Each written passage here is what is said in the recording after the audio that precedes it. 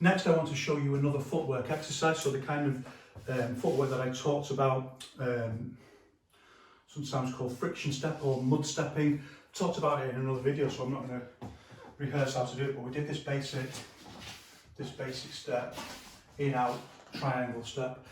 There's another, well, there's lots and lots of variations of this, and the important thing is, this is not footwork training. This is, as Yao Zhongzhun says, it's shili, slow movement for the legs to develop exactly the same movement quality in the legs and lower part of the body as you're developing in the top half. I'm telling you, because I've got like, I mean, you can go and see my videos, like one thing my students learn straight away is move out of the way, because we do so many footwork drills, and I'm going to do some videos on footwork. This is not footwork for fight training.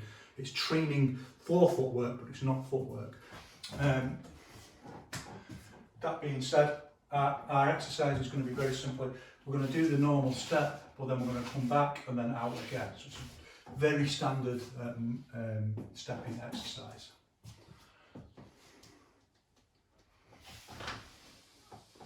Remembering to keep that foot flat on the floor.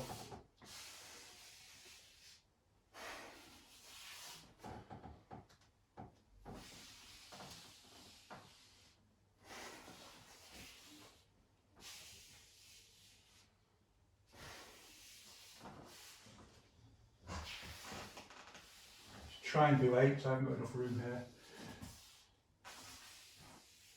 Nice and slow, and then the hard one is back. Look at how flat my foot is to the floor. Almost like a bow stance in traditional Tao.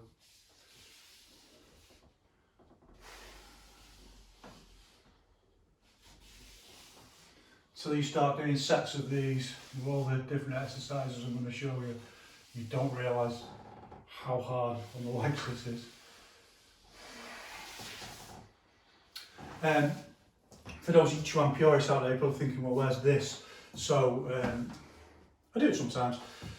The idea being that when you do this kind of stepping, you should have your arms out like this, and the feeling's like you've got like 2 empty barrels in a river and you're kind of floating on them. I do that sometimes. I've mostly eradicated it, I have to say. I first started eradicating it because my arms were too tired after doing standing and other stuff, and I just wasn't doing the footwork training, so I just thought, well, why not just do it like that? And my arms have had enough. Like, why militantly stick to something that is wrong? You know, as Wang Shenjai says, if something's wrong, why should it carry on? But secondly, I think it's much more important, like if you do this with your, because I can do it, but it helps you balance better. It makes balancing easier. Whereas if you just do it, it's just that tiny little bit harder to do because you haven't got the, you know, like someone on a tightrope with a bar. It's just that tiny little bit harder to do. So I think it gets the results just that tiny little bit quicker. But you can do it this way, no problem. Or you can just fall over like that. Nobody's perfect.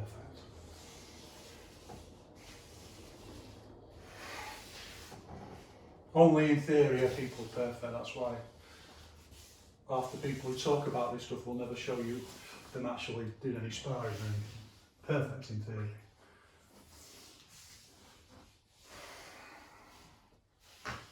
And again, a lot of intention in the changing the way you look. This is very engaging. I mean, do I look bored?